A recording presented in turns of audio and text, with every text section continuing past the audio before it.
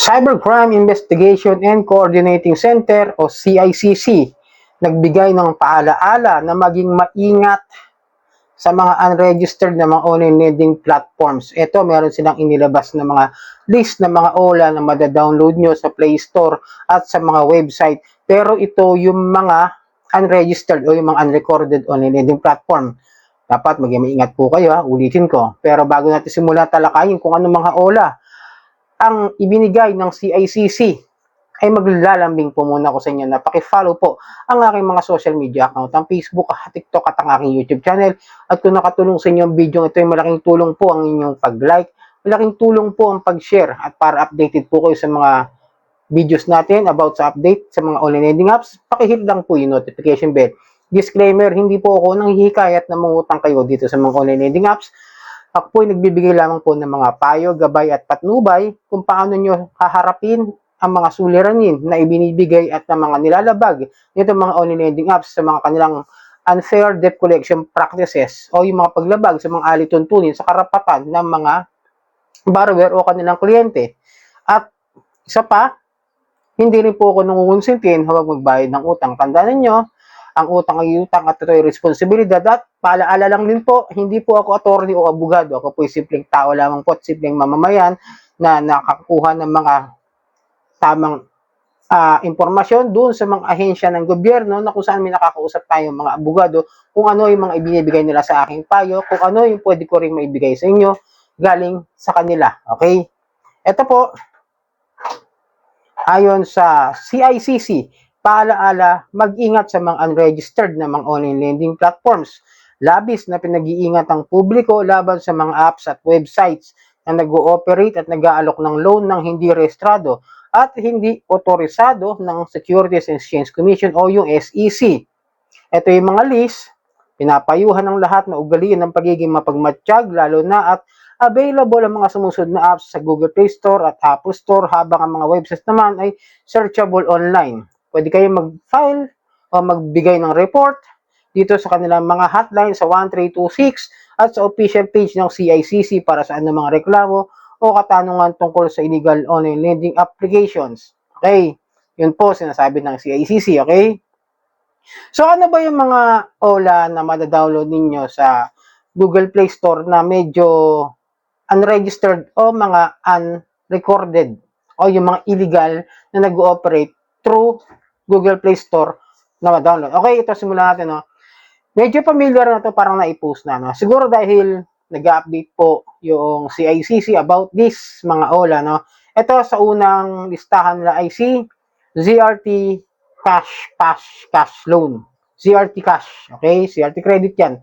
Then sumunod yung Temple Cash. Parang hindi ko siya napapansin masyado ngayon sa Google Play Store. Yung Temple Cash, I don't know. Baka pa bulabugilitaw rin yan. Okay? Then si Yaman Now Online Peso Loan. Capit Cash. Etong si Paspera PH Safe and Pass Loan. Then si US Credit. Ito nagpalit ng pangalan si US Credit eh. Siya na ngayon si Loanmate eh. If I am remember it correctly. Okay?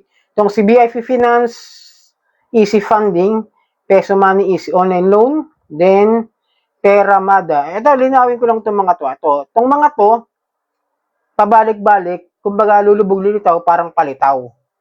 Yan po yung galawan ng mga OLA na nasa Google Play Store. Tapos, nagpapalit ng pangalan. Sample mo nga sa US Credit ngayon, Loanmate. Okay?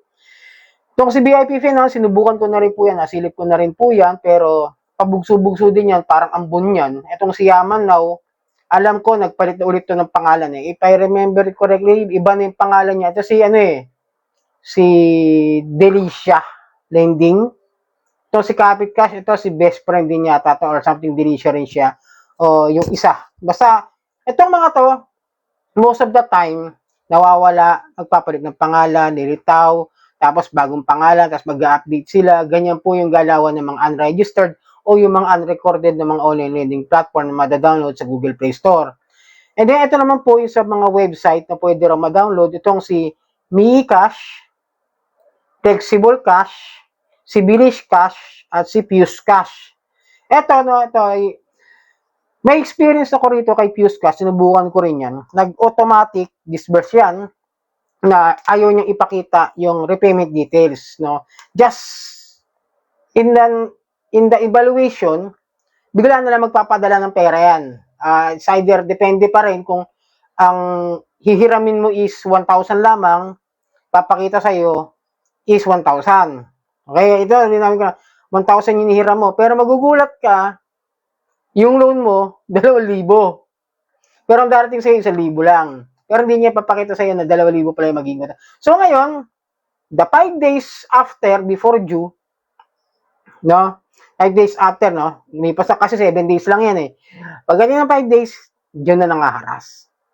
Same scenario kay Bilis Cash, kasi si Bilis Cash at si Fuse Cash sa website is the same, parang same operator o same lending company. Pero kung papansin ninyo, kapag nag-offer si Fuse Cash, nag-offer din si Bilis Cash. Ganun yung style ng dalawang yan eh. Tingin ko nga magkapatid na lending apps to na nag-ooperate sa website, no? Kasi nasubukan ko yan si Fuse Cash. Nagulat nga ako, nagpadala ng 1,000 yan sa akin. Then sabi ko, no, alam ko hindi pa ako hindi pa ako nagko-confirm. Talagang hindi pa ako nagko-confirm. Ang alam ko lang is 1,000 yung aking pinindot. Just sa evaluation, kumbaga yung order process, parang puporad lang nila sa kanilang system, pero hindi sinabing magpo-forward agad. Basta nagbigay lang ako. Una kasing binibigay dyan sa kanila, style nila, yung Gcash mo. Then, ayan, after that, magugulat ka na lang, yung 1,000, 2,000 pala yan after the 7 days. Okay, medyo bigyan ko lang kayo kasi huminto na rin naman ng pangaharas eh. Nagsawa na rin. Ito, nagsawa rin siya nakaka-text sa akin, sa kakaano. If I remember it correctly, parang something November ko yata to tinry i-review. October or November. Then, huminto siya na itong January. Tapos, wala na, pahinto na talaga. As in, wala na talaga. As in, huminto. Then, nag-o-offer naman to si Bilis Cash. Ito naman yung sumunod. After ko, ano. Then, sabi ko, parang familiar. Parang iisa lang yung website na pinanggagalingan nila. Kaya sabi ko, baka mabibitag ako rito, baka madali ako rito ulit. So, in-stop ko, hindi ko siya sinubukan talaga na idiretso doon sa tawag na doon sa credit limit niya. Nag-stop ako dahil nga sabi ko, familiar, isa lang galawan. Okay? So, ito mga ito, pinag-iingat po kayo ng CICC. Okay? Yun to kasi yung mga unregistered. Pero papaalala ko lang ulit, magbibigay lang po ako ng opinion sa CICC.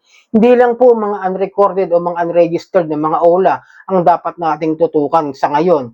Dahil ultimo, mga SEC registered dyan, 80% po ng mga OLA na nandiyan sa SEC is most complaint. Sana yun ang munang unahin kasi mas madaling imbestigahan. Yun lang po masasabi ko, no? Kasi ang dami dyan eh. Andyan nga yung mga pamilyar dyan. Di ba? Ayoko muna magbanggit, pero nandyan, katabi nyo lang. Yung isa sa mga most complaint at isa sa mga tinatawag nga ng mga karamihan na loan shark, 7% interest per day.